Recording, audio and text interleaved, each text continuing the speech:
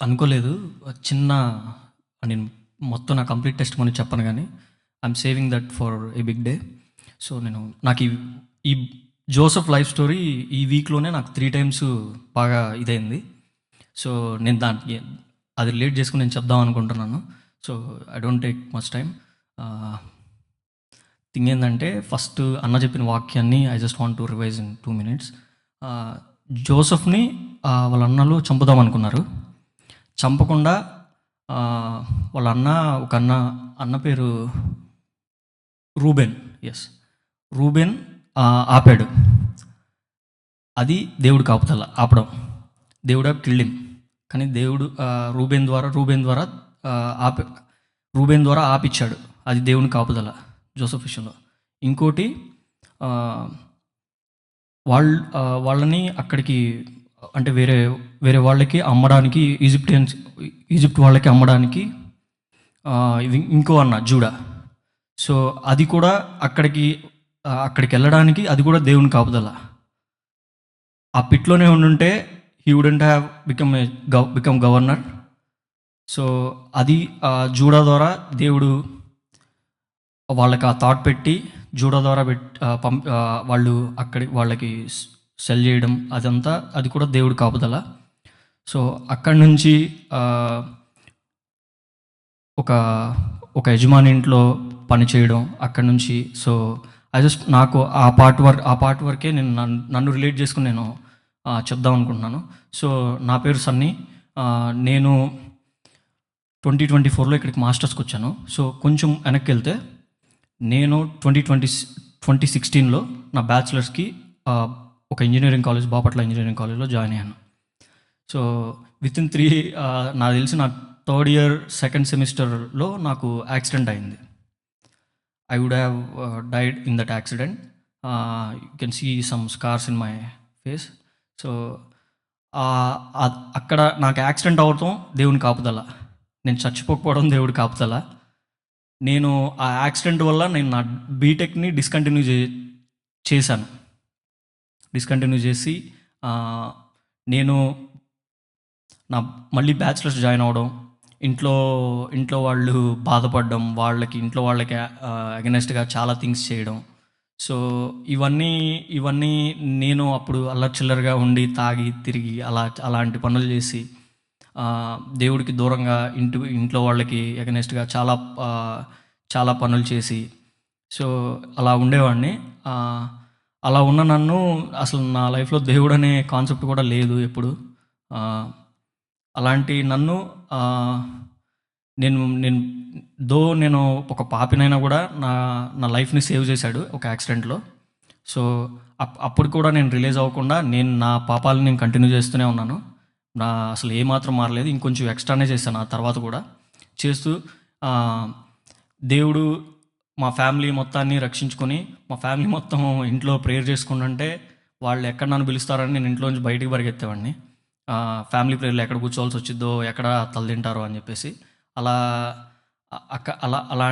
అలాంటి స్థితి నుంచి వచ్చిన నన్ను నేను అన్ఎక్స్పెక్టెడ్ వేలో నేను బ్యాచిలర్స్ జాయిన్ అవ్వడం, బీటెక్ డిస్కంటిన్యూ చేసిన తర్వాత ఆ బ్యాచిలర్స్ కూడా అన్ఎక్స్పెక్టెడ్ వేలో అవ్వడం, ఇదంతా నా లైఫ్లో దేవుడు కాపుదల. అది కంప్లీట్ చేసి నాకు అసలు థాట్ కూడా లేదు, నేను ఈ బ్రోకెన్ కెరియర్తో నాకు ఒక ఆపర్చునిటీ అబ్రాడ్ రావడానికి, మాస్టర్స్ చేయడానికి నాకంటూ ఒక ఆపర్చునిటీ వస్తుందని నాకు అసలు అది నాకు తెలిసి ఇంపాసిబుల్ అనుకున్నాను నేనైతే. కానీ దేవుడు అసాధ్యాన్ని సాధ్యం చేసి నా విషయంలో హీ ప్రూవ్డ్ ఇట్. అది ఎలా అంటే, నేను ఫస్ట్ అబ్రాడ్ అనే ప్లాన్ అనుకున్నప్పుడు ఫస్ట్ యూఎస్ అనుకున్నాను. యూఎస్ వచ్చేసి 3 టైమ్స్ రిజెక్ట్ అయింది నాకు visa. I keep on applying for universities and I spend almost 3.5 lakhs on US visa. కానీ అది యూఎస్ వెళ్ళకపోవడం కూడా దేవుడి కాపుదల నా విషయంలో.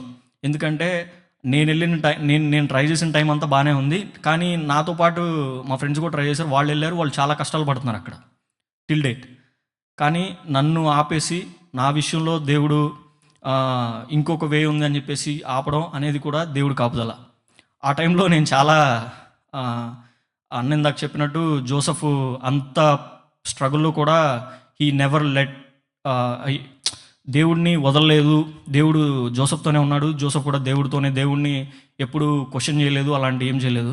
కానీ నేను అలా చేయలేదు. నేను అసలు మనం ఎలా అంటే అసలు అవుతుందా కాదా, ఈ దేవుణ్ణి నమ్ముకోవడం అనవసరం, నేను నిన్ను అడగను, నిన్నెందుకు అడుగుతాను, నా కష్టం నా ఇష్టం అన్న ఇదిలో వెళ్ళి నేను అట్లానే చేసుకుంటూ వచ్చాను. కానీ దేవుడు నన్ను ఎప్పుడు వదలలేదు, కానీ నేను దేవుడిని వదిలేశాను. మళ్ళీ అయినా కూడా నేను ఎక్కడ ఇది అంటే లేదు, ట్రై చేయాలి, వెళ్ళిపోవాలి ఇక్కడ నుంచి, ఇక్కడ సిచ్యువేషన్స్ బాగాలేదు, నాకు ఇంటి చుట్టుపక్కల వాళ్ళతో ఇంకా దారుణంగా ఉంది, ఇంటి చుట్టుపక్కల వాళ్ళందరూ రోజుకు మాట అంటున్నారు, మా అమ్మ వచ్చి ఏడుస్తుంది, ఇది ఇది ఇది ఒకటి నాకు ఇంకా ఈ ఇంట్లో టెన్షన్ ఇంకా పెరిగిపోయింది. సో లేదు అని చెప్పేసి నేను అసలు ఐర్లాండ్ అనేది నిజంగా ఒక క్రికెట్ టీం, అందరూ అనే మాట, ఒక క్రికెట్ టీం ఐర్లాండ్కి ఉన్నదని తెలుసు, ఆ కంట్రీ, అంతకుమించి నాకు ఇంకా అంతకుమించి ఐర్లాండ్ గురించి ఏమీ తెలియదు. కానీ ఎందుకో ఒకరోజు సడన్గా నేను ఇంకా యూఎస్ అట్లయినా అవ్వట్లేదు, డబ్బులు కూడా అయిపోతున్నాయి, ఏం చేద్దాం అనే ఆలోచనలో పడ్డాను. ఆలోచనలో పడితే యూకే అనేది ఒక లాస్ట్ ఆప్షన్గా పెట్టుకున్నాను. కానీ దాని పక్కనే ఐర్లాండ్ అనేది ఉంది. అసలు ఐర్లాండ్ చరిత్ర ఏంటని చెప్పేసి చరిత్ర చదివితే వాళ్ళు పాస్ట్ 10 yearsలో వాళ్ళు క్రైసిస్లోకి వెళ్ళారంట. ఒక గవర్నమెంట్ ఒక కొత్త రూల్ తీసుకుని వచ్చింది, కంపెనీస్ ఏమైనా కూడా తక్కువ ట్యాక్స్తో వచ్చేసి కంపెనీస్ పెట్టుకోవచ్చు అని చెప్పేసి. So the whole world came to Ireland and established the companies in Ireland అనేది ఒకటి చదివాను.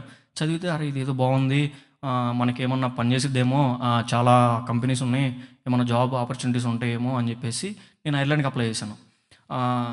యాక్చువల్లీ దేవుడి నడిపింపు కాబట్టి ఐర్లాండ్, నేను యుఎస్ కోసం 3 సార్లు అప్లై చేశాను. మొత్తం అన్ని యూనివర్సిటీస్ ఆ ఖర్చు అంతా కూడా 3.5 లక్షలు ఖర్చు అయింది నాకు యూఎస్కి. కానీ ఐర్లాండ్కి మాత్రం నాకు అయింది 30,000 రూపాయలు ఖర్చు. 30,000 రూపాయలు ఖర్చు, 13 రోజుల టైం, ఓన్లీ 13 days. నేను అప్లై చేశాను. Within 24 hours I got an opportunity, I got an offer letter from university. Within days నేను నా వీసా షెడ్యూల్ చేసుకున్నాను, నా డాక్యుమెంట్స్ అన్నీ ఇది చేసేసుకున్నాను. ఫినాన్సెస్ కూడా యుఎస్ ఎందుకు ఎల్లుంటే నేను స్ట్రగుల్ అయ్యేవాడిని అని చెప్పానంటే, యుఎస్కి నేను ఒక 55 lakhs లోన్ అప్లై చేశాను. ఆ లోన్ దేవుని దయ వల్ల, నా ఫ్యామిలీ సపోర్ట్ చేయడం వల్ల నాకు ఆ లోన్ వచ్చింది. ఆ లోన్ అప్రూవ్ అయింది. నేను ఎక్కడో లోపల నాకు అంతా ఉండేది, నేను అంటే ఓవర్గా ఆలోచిస్తున్నానేమో, 55 లక్షలు నేను చచ్చిపోతే నా ఫ్యామిలీ కట్టుకుంటుందా ఈ లోను అనే భయం నాలో ఎప్పుడు ఎక్కడో ఒక పాయింట్లో నాకు అనిపిస్తూ ఉంటుంది. సో నాకేమన్నా అవుతుంది, నేను పోతాను, నా ఫ్యామిలీ కట్టుకుంటుందా, నా ఫ్యామిలీ రోడ్డు మీద పడుతుంది అనే ఒకటి నాకు అనిపిస్తూ ఉండేది. దేవుడు అది కూడా ఆ చిన్న విషయం కూడా, నా మనసులో ఉన్న చిన్న విషయం కూడా విని, నీకెందుకు ఈ కష్టాలు, ₹1 కూడా నువ్వు అప్పు చేయకుండా, నువ్వు ₹1 కూడా చేయకుండా అప్పు చేశా. కానీ నా వాళ్ళ దగ్గరే, మా బాబాయ్ దగ్గర అప్పు చేశాను. అది చెప్తాను. యుఎస్ క్యాన్సిల్ చేసేసాడు. యుఎస్ దేవుడు క్యాన్సిల్ చేయడం నా లైఫ్లో దేవుని కాపుదల. అక్కడి నుంచి నేను ఐర్లాండ్కి నాకు అయిన ఖర్చు 16 లక్షలు నా కాలేజ్ ఫీజు, అందులో 4 లక్షలు స్కాలర్షిప్ వచ్చింది. సో టోటల్ నేను కట్టాల్సింది ఇంకా 12 లక్షలు సంథింగ్. నేను కట్టిన కాలేజ్ ఫీజు అంతా మా నాన్న నా దగ్గరికి ఈ సేవింగ్ ఉంది అని చెప్పేసి కరెక్ట్గా కాలేజ్ ఫీజుకి ఎంత సరిపోద్దో ఆ డబ్బులు తెచ్చి నా చేతిలో పెట్టాడు. కాలేజ్ ఫీజుకి నువ్వు కట్టుకో, ఇగో 15 లక్షలు 12 నా దగ్గర ఎంత ఉన్నాయి అని చెప్పేసి అకౌంట్లో చూపించి, ఈ అమౌంట్తో కాలేజ్ ఫీజు కట్టుకో, లోన్ వద్దు ఏమొద్దు అని చెప్పేసి అనగానే, మరి లివింగ్ ఎక్స్పెన్సెస్ కావాలన్నా ఏం చేయమంటావు అంటే, మా బాబాయ్ తీసుకొచ్చి, నా దగ్గర 19 lakhs ఉన్నాయి, నీకు తీసుకెళ్ళు, నీకు కావాల్సినట్టు చేసుకో అని చెప్పేసి 19 lakhs మా నాన్న అకౌంట్లో డబ్బులు వేసి, ఇది నీ లివింగ్ ఎక్స్పెన్సెస్ చూపించుకో అని చెప్పేసి నాకు ఇచ్చాడు. అంటే ఏమీ లేదు అని చెప్పేసి లోన్ అప్లై చేసుకున్న నాకు మా నాన్న తీసుకొచ్చి డబ్బులు ఇవ్వడం, మా నాన్న యూఎస్కి ఉన్నది తీసుకొచ్చి ఇచ్చాడు, కానీ యూఎస్కి సరిపోయి, కానీ అవే డబ్బులు నాకు ₹1 అప్పు కూడా చేయకుండా 12 లక్షల్లో నాకు మాస్టర్స్ అయిపోయింది. ₹1 అప్పు లేదు నాకు. మా బాబాయ్ 15 లక్షలు తీసుకొచ్చేసి లివింగ్ ఎక్స్పెన్స్ చూపించుకో అన్నాడు. అంటే ₹1 కూడా ఎక్కడా నేను ఇబ్బంది పడట్లేదు. నాకు ఫినాన్షియల్లీ కూడా దేవుడు చాలా హెల్ప్ చేశాడు ఆ విషయంలో. మా బాబాయ్ ద్వారా చాలా హెల్ప్ చేశాడు ఆ విషయంలో నాకు. అంటే దేవుడు దేవుడు ఇది గాడ్స్ విల్ కాబట్టి, నేను ఇక్కడికి రావడం అనేది గాడ్స్ విల్ కాబట్టి నాకు అన్నీ అనుకూలంగా జరుగుతున్నాయి. వీసా స్లాట్ దగ్గర కూడా ఇంకొక ఇది జరిగింది. నేను అక్టోబర్ 20 ఆ టైంలో నా వీసా డ్రాప్ చేయడానికి వెళ్ళాను, 2023 వెళ్తే అక్కడ కొంచెం కన్సల్టెన్సీకి నాకు కొంచెం మిస్కమ్యూనికేషన్ అయ్యి ఆమె ఏం చేసిందంటే డబుల్ క్లిక్ చేసేసరికి నా స్లాట్ క్యాన్సిల్ అయిపోయింది. కానీ నాకు ఆ విషయం తెలియదు. నాకు ఆమె ఏం పంపించిందంటే నీకు పలానా రోజు స్లాట్ ఉంది వెళ్ళిపో అని చెప్పేసి ఉంది. నేను అక్కడికి వెళ్ళిపోయాను విఎఫ్ఎస్కి. వెళ్ళిపోతే నీ పేరే లేదు, నువ్వు ఎందుకు వచ్చావు అది ఇది అని చెప్పేసి నన్ను అక్కడ వాళ్ళు సెక్యూరిటీ ఆపేశారు. నా పేరు లేదంటే అని చెప్పేసి ఫోన్ చేస్తే అమ్మ నాకు తర్వాత ఈమెయిల్ వచ్చింది నీ స్లాట్ క్యాన్సిల్ అయిపోయిందంట అని చెప్పేసి అప్పుడు చెప్తుంది. నాకు ఇంకొక అంటే నేను అప్పటికే చాలా లేట్ చేశాను. అప్పటికే చాలా లేట్ అయింది. ఇంకా నాకు తెలిసి నేను ఇంకొక వారంలో డ్రాప్ చేయలేదంటే నాకు లేట్ అయిపోతుంది. అప్పటికే చాలా వీసాలు లేట్ వస్తున్నాయి అని చెప్పేసి ఉంది. మళ్ళీ అయినా కూడా నేను అక్కడే ఆ మెట్రో స్టేషన్ మెట్ల మీద కూర్చుని నాకు చేతులు తడిసిపోతున్నాయి చెమటతో, నాకు భయం వేస్తుంది. నా స్కోర్ ఆ ఇంటెక్లో నేను ఎక్కడికైనా వెళ్తే నా స్కోర్ ఉంది, ప్రొఫిషియన్సీ స్కోర్, లేకపోతే నేను మళ్ళీ ఎగ్జామ్ రాసుకోవాలి. అప్పటి ఇక నాకు కాళ్ళు చేతులు ఆడట్లా. మా ఇంట్లో ఏం చెప్పాలి, మా నాన్న చాలా హోప్స్ పెట్టుకున్నాడు నా మీద, ఏం చెప్పాలి అని చెప్పేసి నాకు భయం స్టార్ట్ అయింది. భయం స్టార్ట్ అయ్యి కన్సల్టెన్సీ వాళ్ళకి చెప్పి మీరేం చేయకండి నేనే చూసుకుంటానని చెప్పేసి నేను మళ్ళీ మా నాన్నకి ఫోన్ చేసి నాన్న ఇట్లా అయింది 15,000 డబ్బులు ఇవ్వ మళ్ళీ అని చెప్పేసి మా నాన్నకి ఫోన్ చేసి డబ్బులు అడిగి నేను మా ఫ్రెండ్ వాళ్ళ ఇంట్లో కూర్చుని నేను అప్లై చేశాను. స్లాట్కి నా స్లాట్ నేనే బుక్ చేసుకుని చేశాను. నాకు వితిన్ 20th నేను వెళ్ళిన స్లాట్ 23కి నాకు మళ్ళీ దొరికింది. ఆ క్యాన్సిల్ అయిన స్లాట్ కాకుండా నాకు 23కి ఇమీడియట్గా నాకు వెంటనే స్లాట్ దొరికింది. నేను మళ్ళీ ఇంటికి వెనక్కిపోకుండా నేను అక్కడే ఉండి ఆ స్లాట్ చూసుకుని వచ్చా. అక్కడ నుంచి నాకు వితిన్ 13 days నా వీసా అప్రూవ్ అయిపోయింది. నా ఫ్రెండ్ నాతో పాటు ట్రై చేసిన నా ఫ్రెండ్కి 1.5 month పట్టింది. దగ్గర 45 రోజులు పట్టింది నా ఫ్రెండ్కి వీసా రావడానికి. సో అతను నాకంటే నెల రోజుల ముందే తీసుకెళ్ళి వీసా డ్రాప్ చేసాడు. కానీ అతనికి నాకు వీసా వచ్చిన డే లైక్ వీసా అప్రూవల్ వచ్చిన డేట్స్ వితిన్ ఏ వీక్ టైం అంతే. అంటే దేవుడి కాపుదల అలా నడిపించింది నన్ను. దేవుడి చిత్తం కాబట్టి అది అలా అన్నీ అంత నాకు ₹1 ఖర్చు లేకుండా 30,000 రూపాయలతో నాకు తెలిసి ఎవరికి ఏమన్నా అంటే ఎవరికైనా అయ్యి ఉండొచ్చేమో. నేనైతే అసాధ్యం అనుకున్నాను. 30,000 రూపాయల ఖర్చుతో అసలు డెఫినెట్లీ నేను అవ్వకపోతుండేది. కానీ దేవుడి చిత్తం కాబట్టి 30,000 రూపాయలతో నాకు మొత్తం అయిపోయింది. నేను ఇక్కడికి వచ్చాను. ఇక్కడికి వచ్చే కాన్సెప్ట్ కూడా దేవుడు అనేది నా కాన్సెప్ట్ నా లైఫ్లో లేదు అసలు. ఇక్కడికి నేను అబ్రాడ్ అనుకున్న కారణం ఏంటంటే లైఫ్ స్టైల్ బాగుంటుంది, ఆపర్చునిటీస్ ఉన్నాయి, కొంచెం జీవితాన్ని బాగు చేసుకోవచ్చు అన్న కాన్సెప్ట్తో నేను ఐర్లాండ్ వచ్చా. ఇందులో దేవుడు ఎక్కడా లేడు. నేను ఓపెన్గా చెప్తున్నాను, చర్చ్ అనేది అసలు నా లైఫ్లోనే లేదు. నేను ఇక్కడ ఐర్లాండ్ లైఫ్లోనే చర్చికి రావాలి, చర్చికి వెళ్ళాలి, ఆదివారం చర్చికి వెళ్ళాలి అనేది నా లైఫ్లో లేదు. కానీ నా ప్లాన్ ఒకటే, దేవుడి ప్లాన్ ఒకటే. నేను ఇక్కడికి రాకుండా ఇండియాలో ఉండుంటే నేను ఎవ్రీ సండేస్ సాటర్డే వెళ్ళి ఏ పబ్బుల్లోనో ఏ బారుల్లోనో కూర్చొని తాగుతూ ఉండేవాడిని. I proudly say that. దేవుడు నన్ను ఇక్కడికి నడిపించాడు కాబట్టే నేను ఒక సండే కూడా చర్చికి మానకుండా వస్తున్నానంటే దేవుడే నాకు సహాయం చేశాడు ఆ విషయంలో మాత్రం. అంటే నాలాంటి వాడిని కూడా మార్చాడు అనేది నాకు సరే. ఇక్కడికి వచ్చిన తర్వాత కూడా చర్చ్ కూడా నాకు మన చింటూ తెలిసే ఉంటుంది. చింటూ నాకు చర్చిని పరిచయం చేశాడు. చర్చ్కి వస్తూ ఉన్నాను, అంతా బాగానే ఉంది. పార్ట్ టైం జాబ్ వచ్చింది, పార్ట్ టైం జాబ్ చేసుకుంటున్నాను. నాకు పార్ట్ టైం జాబ్ మిస్టర్ ప్రైస్లో తర్వాత నేను కేఎఫ్సీలో చేస్తుండగా మిస్టర్ ప్రైస్లో నాకు మన జోనా పెట్టించాడు. పెట్టించిన తర్వాత నేను ఇద్దరం కలిసి పార్ట్ టైం చేసేవాళ్ళమే. ఇద్దరం ఒకటే చోట పనిచేసేవాళ్ళమే. నాకు కీప్ ఆన్ చెప్తూనే ఉండేవాడు, సన్నీ ఎప్పుడు సండేస్ వేయించుకోకు పార్ట్ టైం అని చెప్పేసి చెప్తూనే ఉండేవాడు. కానీ అక్కడ కూడా నాకు గ్రీడీనెస్ పెరిగి మాకు సండే రోజు పని చేస్తే నాకు 18 యూరోలు per hour, normal day 12.4 something. ఒక సండే రోజు పని చేస్తే 18 యూరోలు. నేను ఒక సండే రోజు పని చేశానంటే వారంలో ఇంకొక రోజు పని చేసుకుంటే చాలు. ఆ గ్రీడీనెస్ పెరిగి నాకు మా మేనేజరు నేను కాలేజ్కి వెళ్తున్నావు కదా Sunny, if you want more hours I can give you on Sundays so that you can get some more money అని చెప్పేసి అనగానే నేను నో చెప్పొచ్చు. నాకు ఆప్షన్ ఉంది. సండే వద్దు షిఫ్ట్ అని చెప్పే ఆప్షన్ నాకు ఉంది. కానీ నేను నో చెప్పలా. నేను సైలెంట్గా ఉండి ఓకే అన్న సండేస్ వర్క్ చేస్తున్నా. ఆల్మోస్ట్ ఒక 6 or 5 weeks కంటిన్యూస్గా నేను చేసుకున్నా. కానీ అంతా బాగానే ఉంది. ఎక్కడ మనకు ఆ రిగ్రెట్ లేదు, సండే చర్చికి వెళ్తలేదు అనే రిగ్రెట్. ఎందుకంటే నా లైఫ్లో ఆ చాప్టర్ లేదు కాబట్టి, మనకు అసలు ఆ కాన్సెప్టే లేదు కాబట్టి మంచిగా చేసుకుంటున్నాం, మంచిగా డబ్బులు వస్తున్నాయి, అంతా బాగానే ఉంది. చెప్తూనే ఉన్నాడు వేయించుకోక సన్ని. మరి మనోడు గుర్తుందో లేదు, నాకు గుర్తుంది. ఇద్దరు పనిలో కలిసి ఉంటాం. మనోడు చెప్తూనే ఉన్నాడు, సన్ని చెప్పు సండే వేయించుకోకని చెప్పి చెప్తూనే ఉన్నాడు మనోడు. కానీ మనం ఇలా నేను వినకుండా ఒక సండే ఎందుకో సడన్గా వేయలేదు నాకు షిఫ్ట్. అంటే నేను ఆ వీక్లో కాలేజ్ లేక వీక్ అంతా జాబ్ ఇచ్చి నాకు సండే ఆఫ్ ఇచ్చాడు. సాటర్డే సండే ఎట్లనో ఆఫ్ ఇచ్చాడు నాకు మా మేనేజరు. అలా ఆఫ్ ఇస్తే ఓకే బాగానే ఉంది అని చెప్పేసి, సరే ఈరోజు సండే కదా చర్చ్కి వెళ్దామని చెప్పేసి చర్చ్కి వచ్చాను. చర్చ్కి వస్తే ఆ రోజు బాగా గుర్తు, చర్చ్లో పిజ్జాలు తీసుకుని రావడానికి నేను, రాజన్న, జోనా ముగ్గురం పిజ్జాలు తీసుకురావడానికి పిజ్జా తీసుకురావడానికి అన్న కారులో వెళ్ళాం.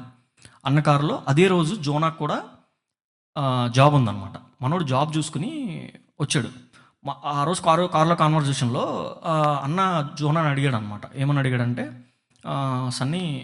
నన్ను కాదు జోనాని అడిగాడు. ఏంది జోనా జాబ్ నుంచి వచ్చావంటే, అప్పుడు జోనా ఏం చెప్పాడంటే, జోనా ముందు సీట్లో కూర్చున్నాడు, అన్న కార్ డ్రైవ్ చేస్తున్నాడు, నేను అన్నకాల మధ్యలో కూర్చున్నాను. జోనా ఏం చెప్పాడంటే, అన్నా నేను ఇదే ఫస్ట్ టైం అన్నా, నేను వచ్చి 3 years అవుతుంది నా లైఫ్లో. వచ్చిన 3 yearsలో ఇదే ఫస్ట్ సండే నేను చర్చ్లో పనిచేయడం, అంటే సండే రోజు పనిచేయడం ఇదే ఫస్ట్ సండే అన్నాడు. అది నాకు ఎంత కొట్టిందంటే, నేను కదా ఇలా ఉండాలా, నేను ఎందుకు లేను ఇలా అని నేను బాగా డీప్గా తీసుకున్నా ఆ విషయాన్ని. నేను కదా ఇలా ఉండాలా, నేను ఎందుకు లేను అని చెప్పేసి నేను అక్కడ నుంచి I started thinking about coming to church. From there I never, not even one Sunday, ఒక్క సండే కూడా నేను చర్చ్ మానకుండా లేను. నేను ఇండియా లాస్ట్ ఇయర్ ఇదంతా 2024లో జరిగింది. నేను లాస్ట్ ఇయర్ ఒక సండే, న్యూ ఇయర్ రెజల్యూషన్స్ అంటారు కదా, ఒక రెజల్యూషన్ తీసుకున్నా. నో మ్యాటర్ వాట్, ఏమైనా కానీ, వరద రాని, వర్షం రాని, తుఫాన్ రాని, నేను సండే చర్చికి ఖచ్చితంగా రావాలని చెప్పేసి నేను డిసైడ్ అయ్యా. తడుచుకుంటానే వస్తా, ఏమన్నా చేసినా సండే చర్చికి మాత్రం ఖచ్చితంగా వస్తాను నేను అనేది పెట్టుకున్న రోజు. ఒక్క సండే కూడా last year 52 Sundays or 53 Sundays ఒక్క సండే చర్చ్ మానే. అది కూడా నా ఫ్లైట్, నేను ఇండియా పోయాను లాస్ట్ ఇయర్. ఆ ఇండియా పోయిన రిటర్న్ ఫ్లైట్ సండే రోజే, నాకు తెలియకుండా, అది నా కన్సెంట్ లేకుండా నాకు తెలియకుండానే జరిగింది అది. సో అలా అదొక్క సండే నేను అట్లా పెట్టుకున్నాను. అంటే దేవుడు నన్ను మార్చడానికి ఎంతమందిని వాడాడంటే, వాళ్ళందరూ నా దృష్టిలో దేవుడు నన్ను మార్చడానికి వాళ్ళందరిని పంపించాడు. అదే రోజు జోనాకి జాబ్ ఉండడం ఏంటి, నేను అదే రోజు చర్చికి రావడం ఏంటి, అదే రోజు మేము ముగ్గురం కార్లో పోవడం ఏంటి, ఆ మాట దేవుడు మనోడి ద్వారా నాకు చెప్పి నాకు బాగా ఇది చేయడం ఏంటి. అక్కడ నుంచి నా లైఫ్ మారిపోయింది నిజం చెప్పాలంటే. నేను దేవుడికి చాలా దగ్గర అయ్యాను అక్కడ నుంచి. నేను ఎక్కడుంటే అక్కడ, ఎప్పుడుంటే అప్పుడు చర్చికి వస్తూ ఉన్నాను. ఎప్పుడు బాప్తిసం అనేది ఒక మిత్ అనమాట నాకు. బాప్తిసం తీసుకున్నారు అమ్మో అంటే చాలా ఇది అంటే అని చెప్పేసి అనుకునేవాడిని. మా ఇంట్లో మా తమ్ముడు మా నాన్న బాప్తిసం తీసుకునేటప్పుడు కూడా నేను నా సొంతోళ్ళ మీదే ఏంట్రా ఆలోచించేస్తున్నారా వీళ్ళు, ఆలోచించకుండా చేస్తున్నారా, బాప్తిసం అంటారు ఏంది వీళ్ళు అంటే, అదంతా ఆషామాషిగా ఉందా వీళ్ళకి, సడన్గా బాప్తిసం అంటారు ఏంది అది ఇదని నేను వాళ్ళ గురించి అనుకున్నాను. నేను మా తమ్ముడు మా నాన్న ఇద్దరు ఒకటే రోజు బాప్తిసం తీసుకున్నారు. వాళ్ళ గురించి నేను ఆ రోజు అనుకున్నా, వాళ్ళకు కూడా తెలియదు ఈ విషయం. నేను అట్లాంటిది. సో అది ఎప్పుడైతే జరిగిందో అక్కడి నుంచి ఒక 1 month or within 1 month or 1.5 month 2 months గ్యాప్లోనే నేను డైలీ చదివే పోర్షన్ ద్వారాను ఏమో నన్ను కలిసే జనాలు కానీ వీళ్ళ కానీ అడుగుతూ ఉంది, ఎందుకు తీసుకోలేదు నువ్వు ఇండియాలో, బాప్తిసం ఎందుకు తీసుకోలేదు, నువ్వు హెబ్రోన్కి వెళ్తావు కదా, నువ్వు బాప్తిసం ఎట్లా వదిలేరు మీ సేవకులు నిన్ను, అది అని చెప్పేసి నాకు అట్లా అవుతా ఉంది. సో నేను కూడా అసలు ఏంటి ఇప్పుడు బాప్తిసం తీసుకుంటే తాగుడు మానేయాలి. నేను ఒకప్పుడు మా ఫ్రెండ్తో ఒక పెద్ద సవాల్ చేసేవాడిని, ఏమంటే మామ ఇది కొంచెం చైల్డిష్గా ఉంటుంది మామ, లైఫ్లో ఎన్ని వచ్చినా కూడా మందు అనేది అసలు ఎట్టి పరిస్థితుల్లో వదలను, ఇది ఇప్పుడు నీతో చేస్తున్న ప్రామిస్ అని చెప్పి నేను ఆ ప్రామిస్ చేశాను మా ఫ్రెండ్కి. ఆ ఫ్రెండ్ పేరు రాజ్కిషోర్. సో ఆ ఫ్రెండ్కి నేను ఆ ప్రామిస్ చేశాను, ఎన్ని కష్టాలు వచ్చినా మామ మందు మాత్రం వదలను నేను, ఎందుకంటే it helps me to divert some problems in my life అని చెప్పేసి నేను అట్లాంటి వాడిని నేను. అంటే ఇది అట్లాంటి వాడిని అలాంటి వాడిని మార్చాడంటే అసలు నేనే అప్పుడప్పుడు అనుకుంటాను, నేనైనా మారింది, నిజంగా మారానా అది అని చెప్పేసి. సో కానీ బై గాడ్స్ గ్రేస్ నేను లాస్ట్ ఇయర్ నా గ్రాడ్యుయేషన్ కంప్లీట్ చేసుకున్నాను. November 26 of 2025 year. నా గ్రాడ్యుయేషన్ కంప్లీట్ చేసుకుని ఇండియాకి వెళ్ళాను. ఇండియాకి వెళ్ళి మా నాన్నతో వెళ్ళి నేను చెప్పిన మాట ఏంటంటే, నాన్న నేను బాప్తీసం తీసుకుంటా, పాస్టర్ అంకుల్తో మాట్లాడు. సో మా నాన్న కూడా ఈసారి ఇండియా వస్తే బాప్తీసం తీసుకో అని చెప్పి అట్లా నాకు నేను ఎవరితో మాట్లాడినా కూడా బాప్తీసం గురించి డెఫినెట్గా టాపిక్ వచ్చేది. ఇది మన చర్చ్లో వాళ్ళు చాలా తక్కువ మాట్లాడేవాళ్ళు, కానీ బాప్తీసం గురించి మా పేరెంట్స్ అవని లేకపోతే మా చుట్టాలు అవని కూడా ఇంట్లో అందరు బాప్తీసం తీసుకున్నారు. నువ్వెందుకు డిలే చేస్తున్నావు, వాట్ ఈస్ స్టాపింగ్ యూ అని చెప్పేసి నాకు చెప్తా ఉండేవాళ్ళు. సో అది నేను ఎప్పుడు ఏం డిసైడ్ అయ్యానంటే, బాప్తీసం అనేది చాలా ప్రెషస్ థింగ్. నేను చేసే చిల్లర పనులకి నాలంటుండి అసలు కనీసం దాన్ని ఏమంటారు, గడప కూడా దొక్కనీరు నాలంటుండి. సో నేను ఎట్లా తీసుకుంటాను అది అనుకున్న నన్ను దేవుడు రక్షించుకుని నాకు ఆ సాల్వేషన్ అనేది దేవుడు నాకు ఇచ్చాడు. సో నేను లాస్ట్ ఇయర్ ఇండియాలో బాప్తీసం తీసుకున్నాను. సో ఇంకొక థింగ్ ఏంటంటే, నేను మిస్ అయింది, నా గ్రాడ్యుయేషన్ డే రోజే నాకు జాబ్ ఆఫర్ కూడా వచ్చింది. సో ఇక్కడ కూడా God used Sandeep Samuel to help me. So అది కూడా దేవుడు కాపుదలే. సో సందీప్ శామ్యూల్ బ్రో నేను అడగలేదు యాక్చువల్లీ. ఫస్ట్ నాకు తెలిసిన ప్రకారం ఏంటంటే, మనోడే జోనాకి ఫోన్ చేశాడు ఒకసారి. జోనా ఫోన్ చేసి సన్నీ గురించి ఏంటని అడిగి నాకు జోనా చెప్పాడు యాక్చువల్లీ ఈ విషయం. జోనా చెప్పి సన్నీ గురించి ఏంటి జోనా, మనోడు ఏంటి అంటే మనోడు ఇంకా స్టూడెంట్ స్టాంప్ 2లో ఉన్నాడు అది అని చెప్పేసి అన్నాడని జోనా నాకు చెప్పాడు. సో నాకు స్టాంప్ 1G వచ్చిన వెంటనే I called him, Sandeep bro ఇట్లా 1G వచ్చింది బ్రో అంటే, సన్నీ నువ్వు అప్లై చేయి యాక్సెంచర్కి, రోల్స్ పడితే నేను రిఫర్ చేస్తానని చెప్పేసి అన్నాడు. So God used Sandeep Samuel bro to gain job. Like నాకు జాబు ఒక ఇంటర్నేషనల్ స్టూడెంట్కి అదొక డ్రీమ్ అనమాట. గ్రాడ్యుయేషన్ డే స్టేజ్ ఎక్కకముందే నా చేతిలో ఆఫర్ లెటర్ ఉంది ఆ రోజు. అదే రోజు మార్నింగ్ నాకు హెచ్ఆర్ కాల్ చేసి, నా గ్రాడ్యుయేషన్ డే 3 o'clockకి 11 o'clockకి నాకు హెచ్ఆర్ కాల్ చేసి 11:38 టు బి ప్రిసైజ్ 11:38 AM నాకు హెచ్ఆర్ కాల్ చేసి that I have been placed in Accenture అని చెప్పేసి నాకు కాల్ చేసి చెప్పింది.